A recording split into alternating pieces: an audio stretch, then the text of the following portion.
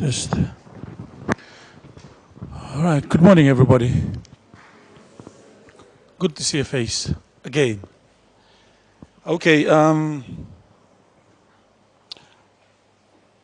couple of housekeeping matters.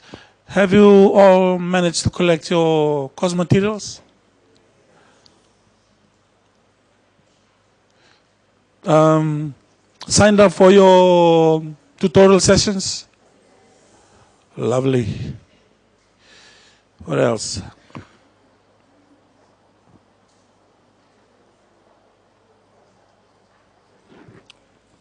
I'm hoping you've attended some of the tutorials that have already been activated already from Monday up until today. If you have not and you've signed up for the remaining tutorials, please attend those tutorials. It's important that you do that because we want to establish some things early during the semester.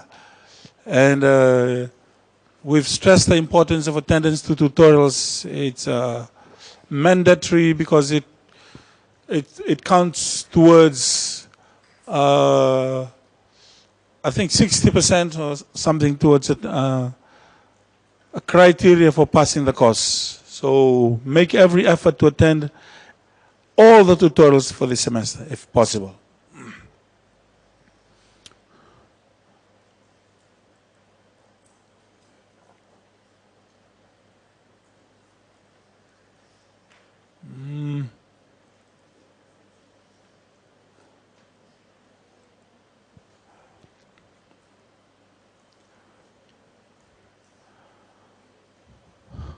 I had mentioned on Monday that we have some videos that are additional resources for you.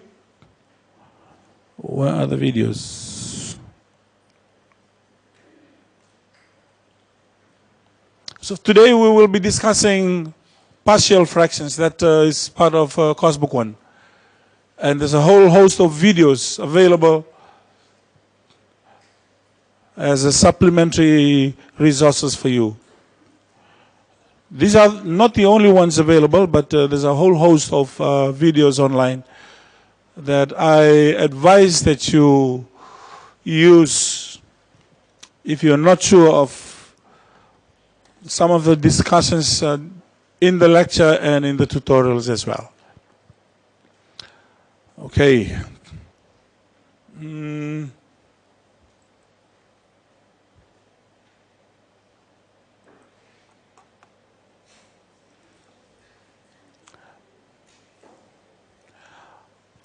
I think I had gone through the course outline on Monday, but I need to re-stress some important aspects of the course because you have registered as blended mode students. The assessments for this semester, I think I had mentioned this. Test 1 is worth 20%, test 2 is 20%, and the 4 online quizzes are worth a total of 10%. And that makes up the 50% continuous assessment, and then the final exam is also 50%. Now, in saying that, I'm not sure whether I emphasized this on Monday or not, but I need to re-stress it again today. It's important that you attend the tests. But if it so happens that you miss the test, something happened and you could not attend the test, we will organize the special test and the special exam as well. But in order for you to sit that special test or special exam, you will have to apply for it. There's a special application form for it. And if you so happen to apply for it and also submit relevant documents to support your application. If you were involved in some sporting activities or national duties, you had to miss the test, get a supporting letter from the organizers. If you had to attend a workshop, you missed the test or the exam, again, get a supporting document from your organizer. If there was a death in the family, what do you submit? Death certificate. You know, I'm always stressing this. Some students have this, they miss test one, they apply for the special test. My grandfather died. Missed test two, who else died? Grandmother died, yes. In another course, they miss another test, someone else died. Who dies? Yeah, my uncle dies. You see, my biggest worry is by the time you graduate from USP, you will have killed all of your relatives. Yeah. So, yeah. Set. But yeah, it's important that you get the information, you get the message. So, Unit 1 is on partial fractions. The idea behind partial fractions is we are trying to break a complicated fraction.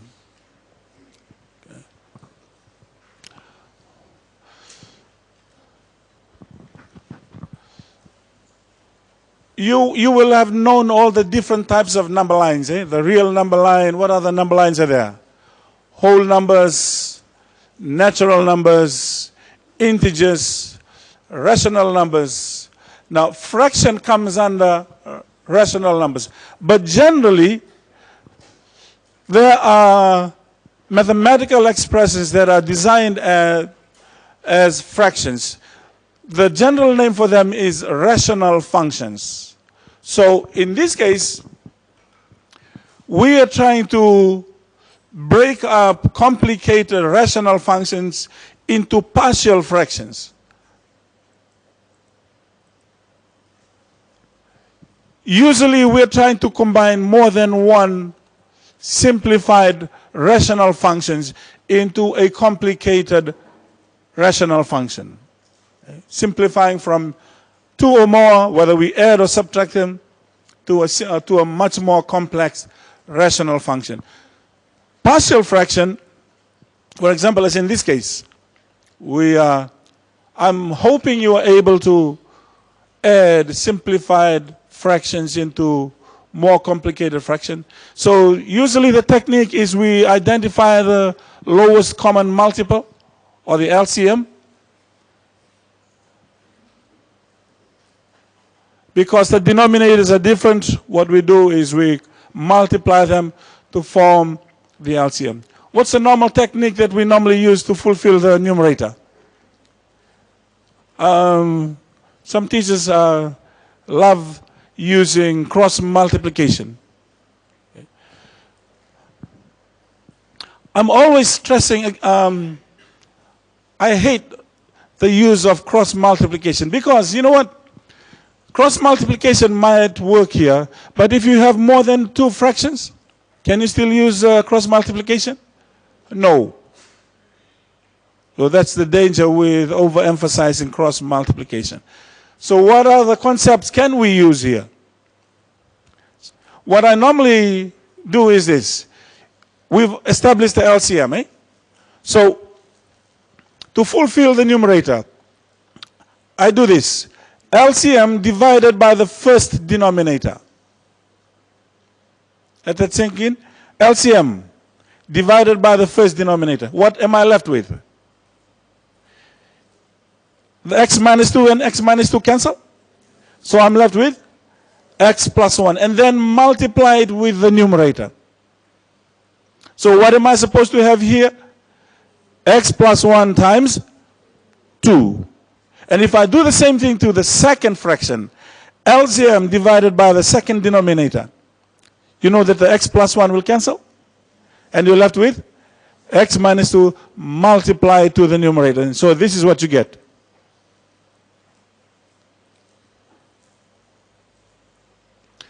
That method works for addition of any number of fractions, whether it's 2 or 3 or 4. LCM divided by the denominator times the numerator. Write it down somewhere there. So I want you to move away from cross multiplication. It does not always work. And then we will expand the numerator only. So what do we get when we expand the numerator?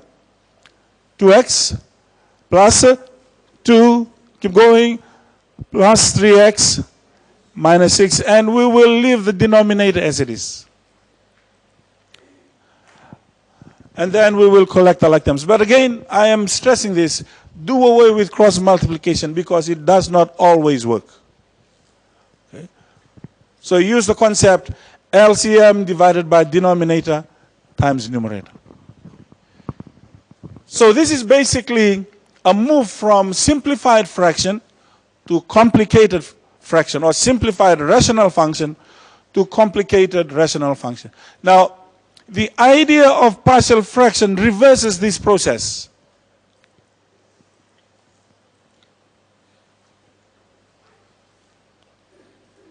How do we find the parts that make a single fraction the complicated bit? So, how do we get from 5x minus 4 over x plus 1x minus 2 back into its simplified version? So that's the challenge for partial fraction. Now, if you read through your course book, there are 4 versions of partial fraction depending on the nature of the denominators.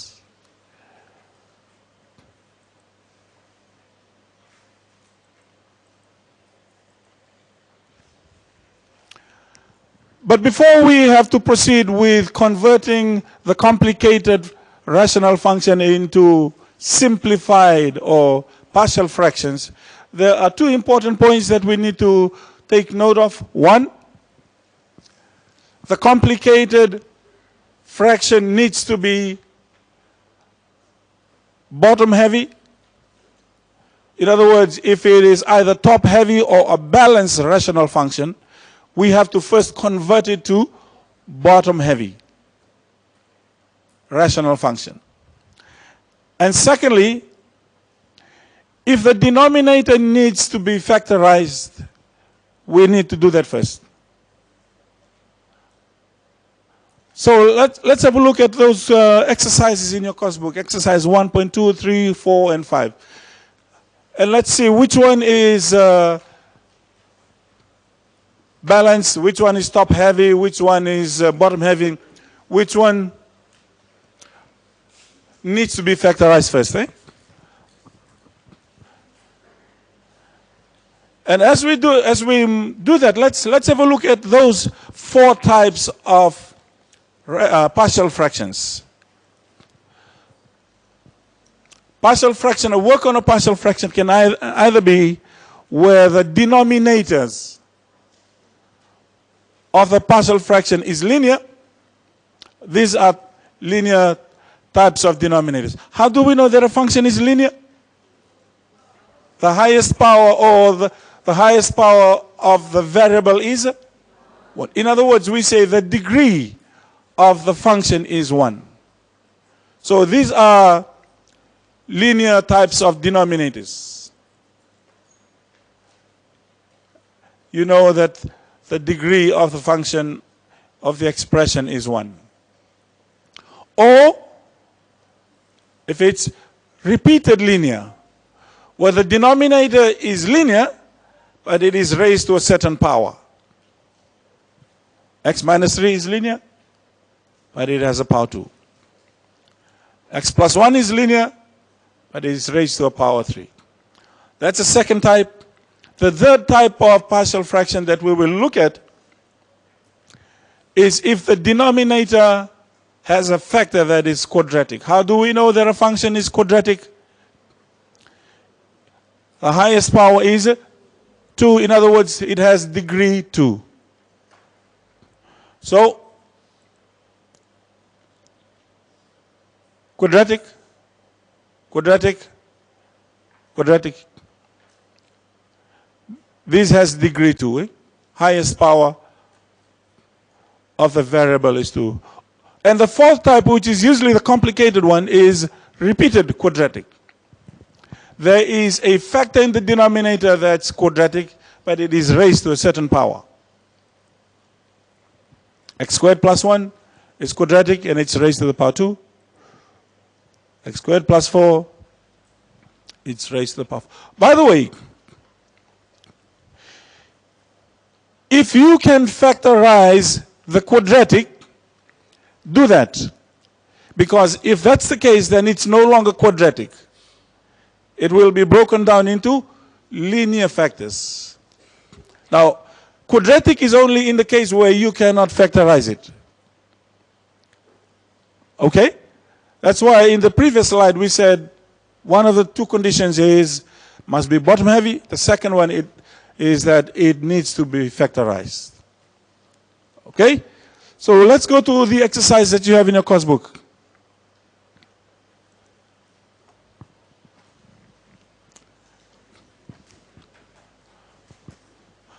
Let's establish this first. We need to decide whether the denominator is linear, repeated linear, quadratic, repeated quadratic. We also need to decide whether it's bottom heavy, top heavy, or balanced. We also need to decide whether the denominator needs to be factorized. Okay? So let's go to exercise 1.2. Question 1. Is it bottom heavy? If you expand the denominator, it will have a degree 2, highest power of x is 2. So this is an example of a bottom heavy rational function. Question 2. Is it bottom heavy? If you expand the denominator, it has a higher power or degree 2. Question 3. Expand the denominator. What's the degree of the numerator? Degree of the numerator is 2. Degree of the denominator, if you expand it, degree 3. So that means it's also bottom heavy. Question 4. Bottom heavy? Yes, no? No, because the degree of the numerator and denominator are the same. So this is an example of a balance. Question 5. Top heavy, because the degree of the numerator is more. Okay, let's go back to question 1. Check. Are the denominators linear? This is linear, this is also linear. Okay, linear, linear also. Question 3. X squared minus 4. That's not linear, that's quadratic. But can we factorize it? What are the factors? Come on. X plus 2x minus 2. Once you do that, then the denominators now become linear. Question 4. Is the denominator linear? It is quadratic, but we can factorize it. What are the factors? X plus 3, x minus 3. Now, in the case of question 4 and 5, we said question 4 is balanced, question 5 is top heavy. But we need to make it bottom heavy. Did I mention it in the previous slide? Hold on. If it is top heavy or balanced, we must first do log division. We'll do an example.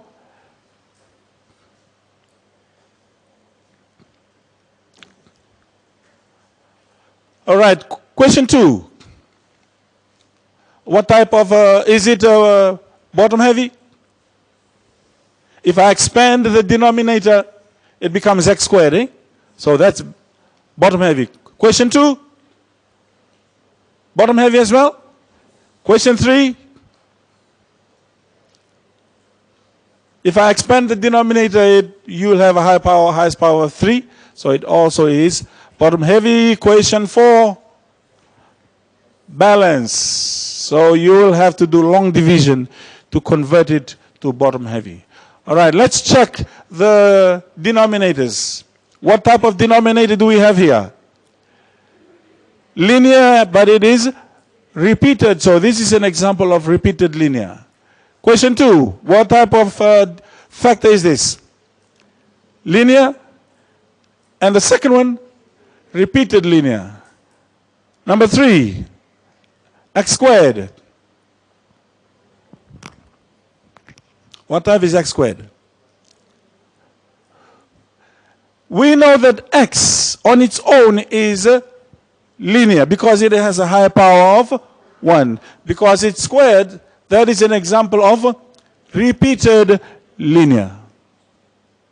So x squared is repeated and x plus 2 linear. And number 4, repeated linear as well. Okay, let's go to next slide. Exercise 1.4, 1.5. If you have a course book, you might as well note it down. Question 1, exercise 1.4. What type is it? Bottom heavy or not? Bottom heavy. Question 2. Bottom heavy. Question 3. Balance. You have to convert it to bottom heavy. Long division for question 3. Question 4. Bottom heavy. Question 5. Bottom heavy as well. Okay. Let's have a look at the denominators. What type of denominator is this? Linear. The second one, quadratic. Okay, question 2, linear, quadratic.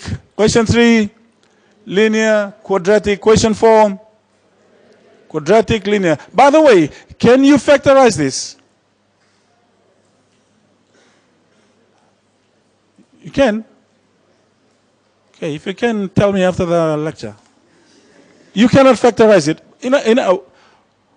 Or we can factorize it using other methods, but not in the normal techniques of factorization.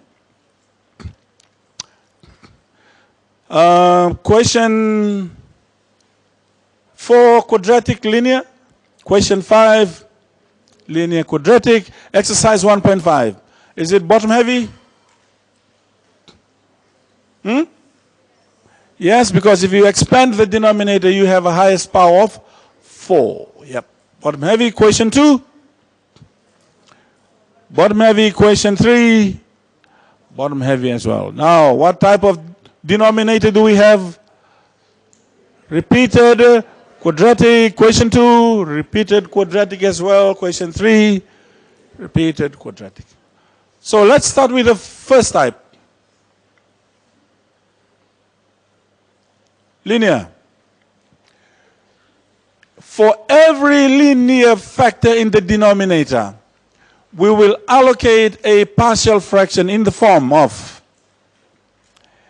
a over x plus b, where the x plus b represents the linear denominator.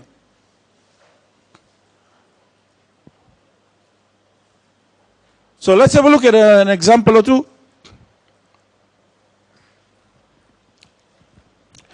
Check the denominators. What types are they? X is linear, x minus 1 is linear, x plus 2 is linear. So for each one of them, we allocate a partial fraction of this type.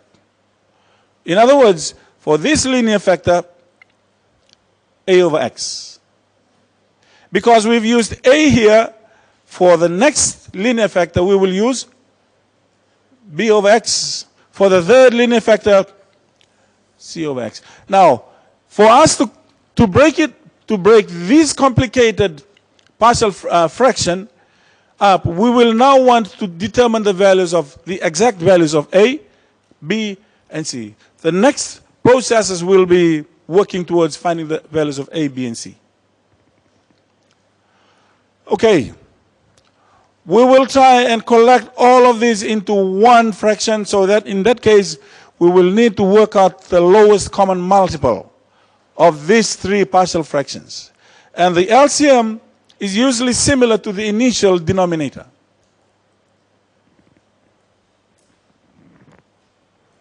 Remember the technique we used a few minutes ago on how to fulfill the numerator. How do we do that? LCM divided by the first denominator. What am I left with? X minus 1, x plus 2, because the x and x cancel.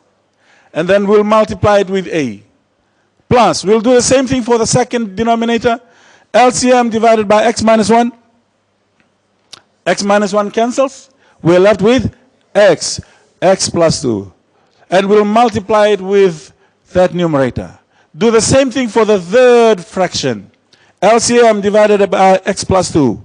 What cancels? X plus 2, and we're left with x, x minus 1, and multiplied with the c, and what we're left with is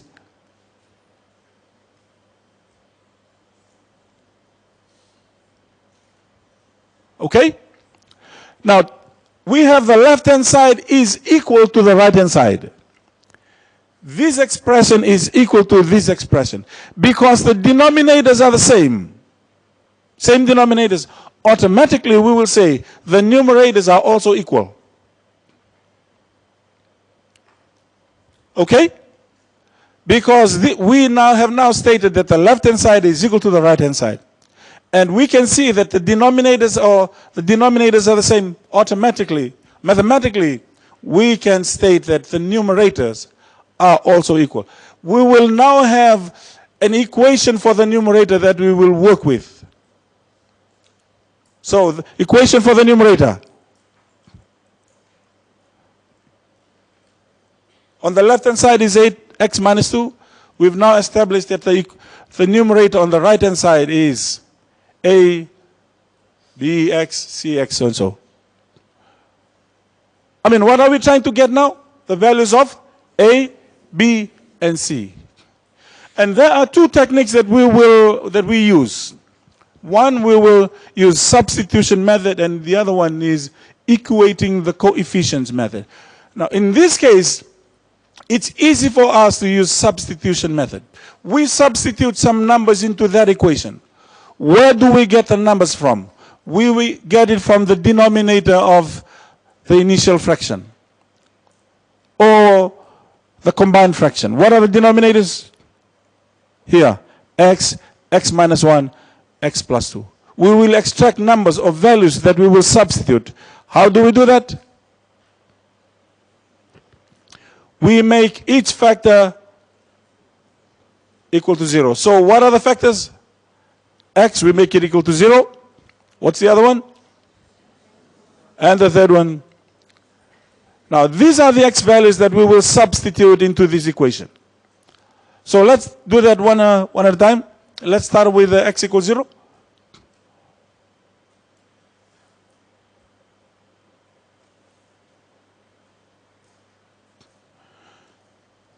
That will be 8 times 0 minus 2 equals a, 0, 0, 0, 0, 0, and 0. We've substituted 0.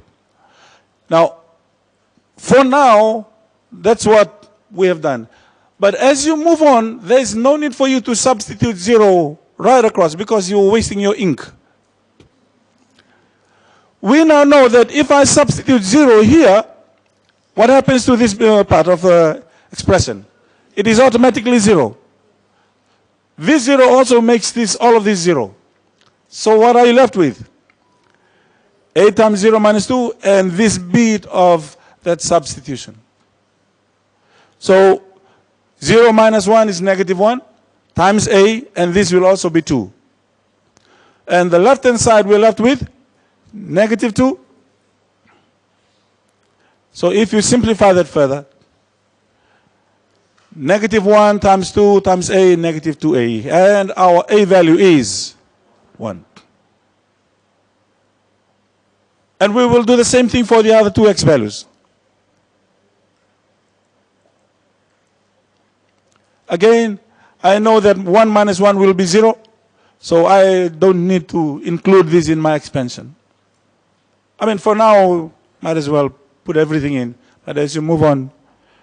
In the exam, I don't expect you to substitute it right across, eh? Just be, yeah. Apart from, they say, rather than working hard, what should you do? Yeah, you got it. This will also be 0.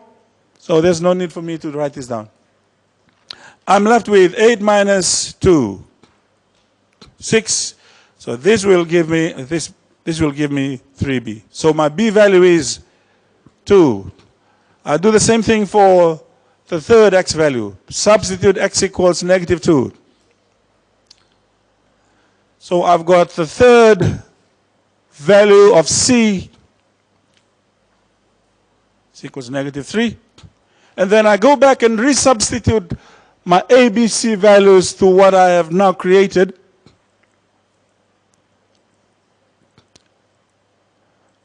My a, 1 over x, plus 2 over x minus 1, plus negative 3 over x plus 2. I mean, I'm expecting you to rewrite this properly because we can rewrite this to make it look nicer.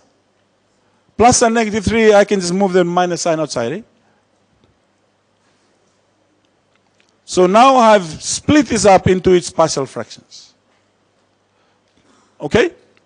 Let's have a look at a case.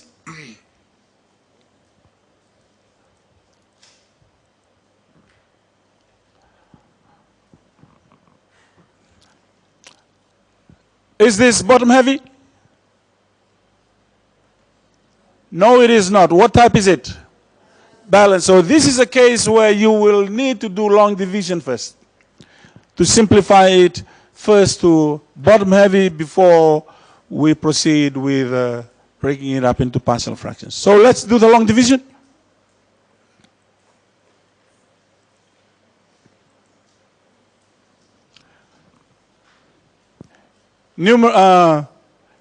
Numerator divided by the denominator. Okay, let's do this. X cubed divided by x cubed gives me 1. And then I'll multiply 1 to both of these. What do I get? 1 times x cubed, 1 times negative 4x, and then I will subtract. And if I do the subtraction, what am I left with? X cubed minus x cubed, 0. Positive 2x minus a negative 4x gives me a positive 6x. I cannot continue with the long division because the power of this x is less than that, but I can just bring the minus 4 across. So my long division ends here. This now becomes my remainder. So what I've just done is this. Numerator divided by denominator leaves me with a remainder and the quotient, which in this case is 1. So that means I can rewrite this balanced rational function from the result of my long division.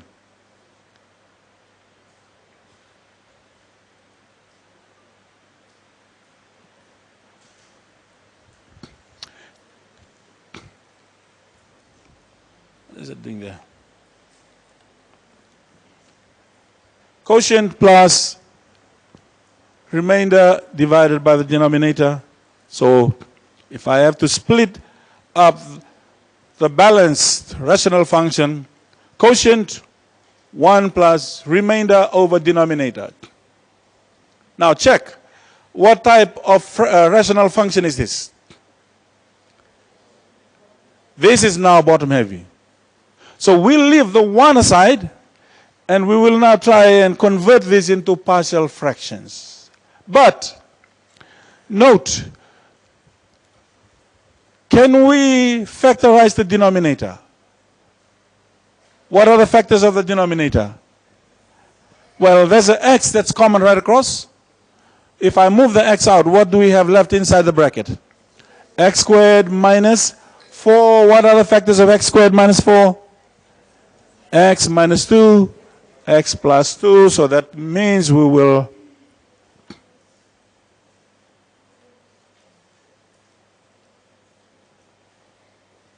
there you go. So now we are leaving the 1 as it is. We are converting this into partial fractions. So check. What types of denominator are these? Linear, linear, linear as well. So if we proceed with the method that we had used in the previous example, what happens next? Equate the numerators. What's the numerator on the left? 6x minus 4 is equal to this numerator. And then we will use substitution method. Can anyone tell us what values will we substitute?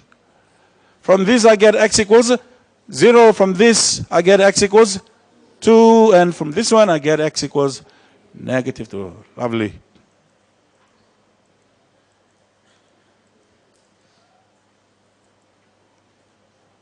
So if I substitute 0, which one will I not need if I substitute 0? I will not need this. I will also not need this because this will both now be 0. Eh? But let me just do it for all. So I'm just working with this part.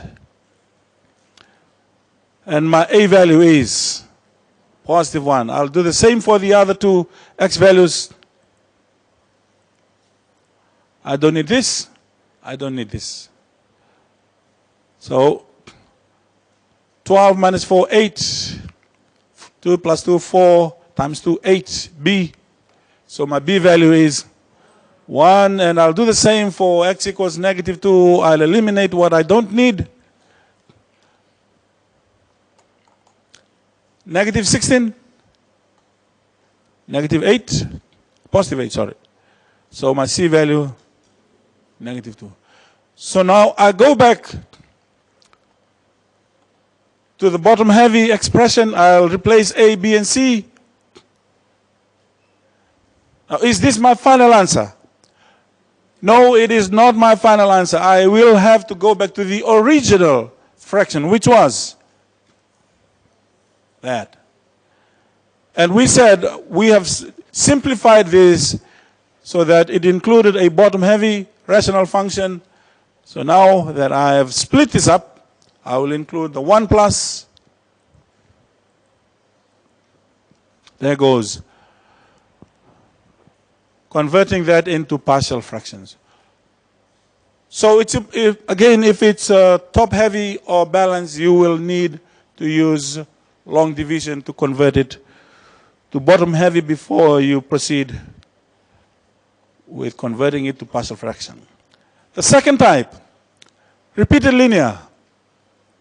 For every repeated linear factor, you have a partial fraction a over x plus b to the power n. Let's have a look at an example. Go back.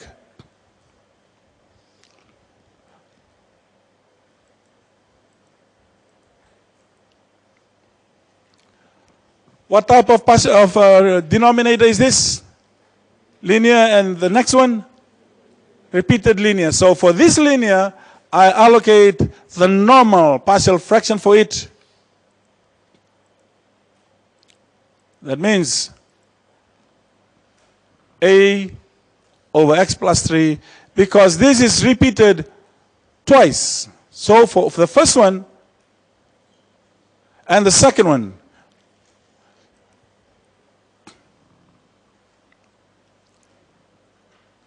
please don't write this as x plus 2. It has to be x plus 2 squared. If it was cubed, then you will have d over x plus 2 cubed.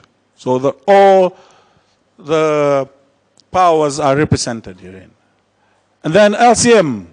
Again, the LCM is the same. Do not try and multiply all of this.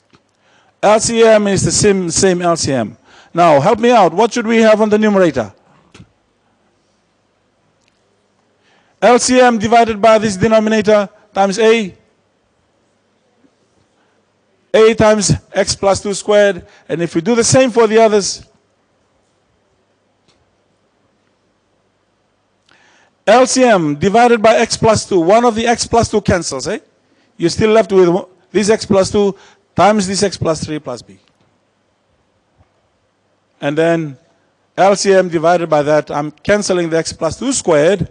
I'm left with x plus 3 times c. Next step. What's our next step? before you substitute, equate the numerators. This is the important statement because from here onwards, we are using this statement to find the values of A, B, and C. Now, what's this? What x value will I get from this denominator? -3. What x value do I get from this denominator? -2. What x value do I get from this denominator? -2 as well. In other words, there are only 2 x values that we will extract from the denominator. But you need to find the values of A, B, C. Now, to add or to include another value, we can use any x value. Any x value, substitute it into the equation. But we prefer, if 0 has not been used, we prefer that you use 0. But if 0 has been used or extracted from one of these denominators, then you can use any other x value. So let's see.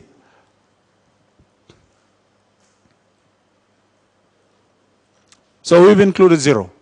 I mean, if 0 was used before, then we can use any other x value.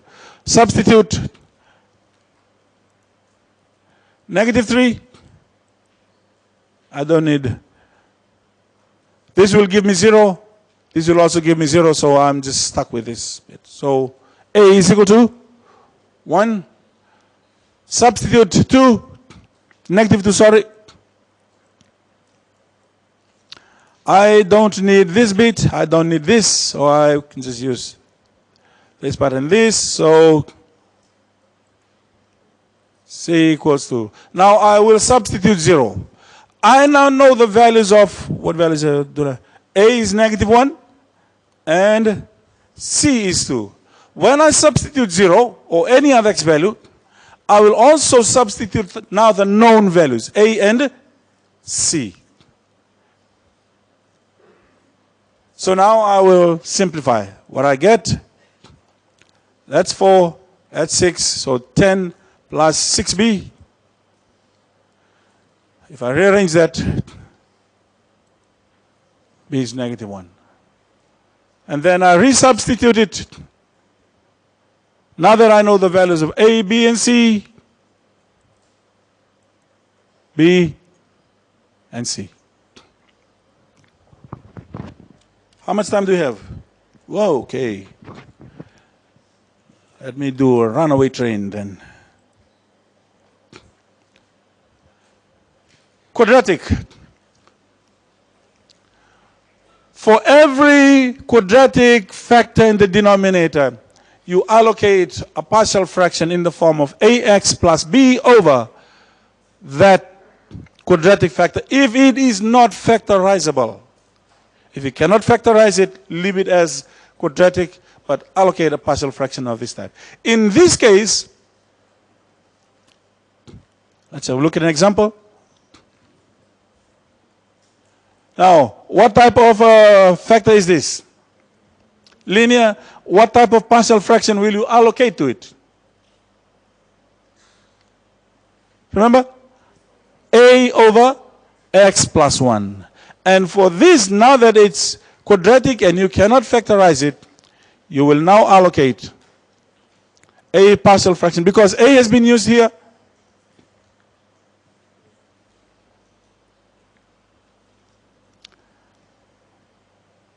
combine them, same denominator, fulfill the numerator. What shall we have on the numerator? A times x squared plus 1 plus bx plus c times x plus 1. And then, the important statement here is equating the numerators.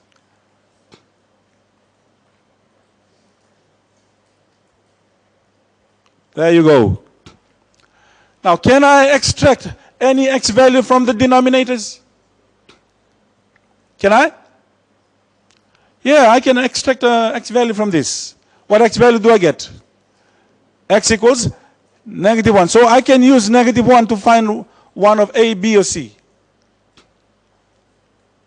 So let's do that.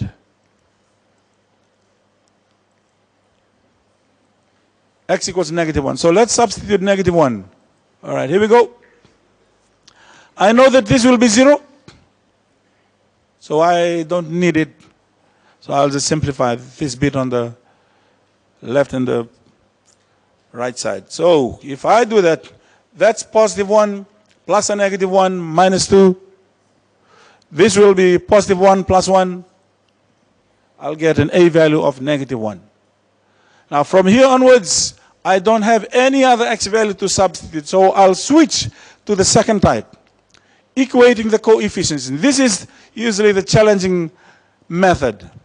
So let's see if I can get you to understand that. Now, I know what value have I calculated?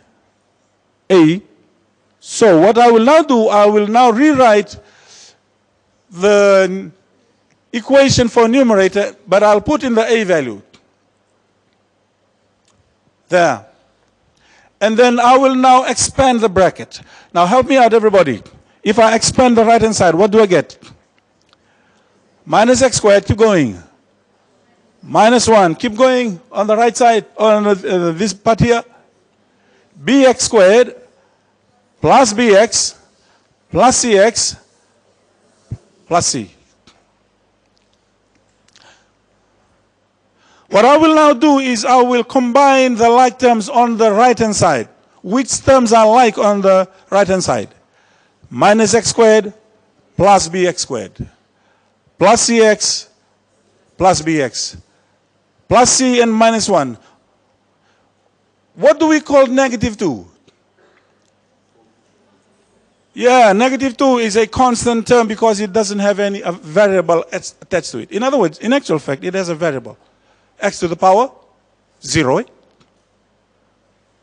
So what we will now do, we'll combine them.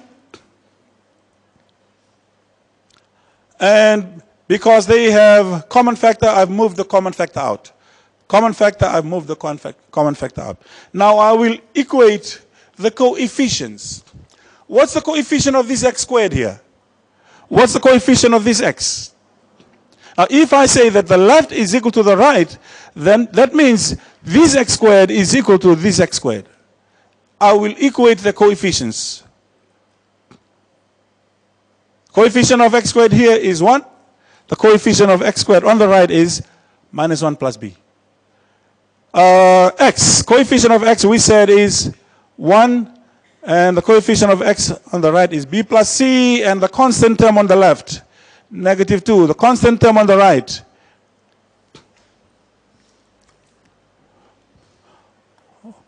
well, that means I can rearrange this bit. What's my b value? Yeah, b value is 2. I can also rearrange this one. What's my c value? There is an additional equation. I can use this equation to check whether my b and c values are correct. What's my b? 2, c value, plus a -1. 2 plus a -1. Yes, I got that right. So now, back. Now that I know the a, b, c values, I'll substitute them. Plus bx plus c, or I can rewrite this properly. How much time do we have? Okay. One more. Repeated. For repeated, we will be using repeated quadratic. We will be using equating the coefficients method. So, quadratic, and it is repeated. So that means I will break it up into partial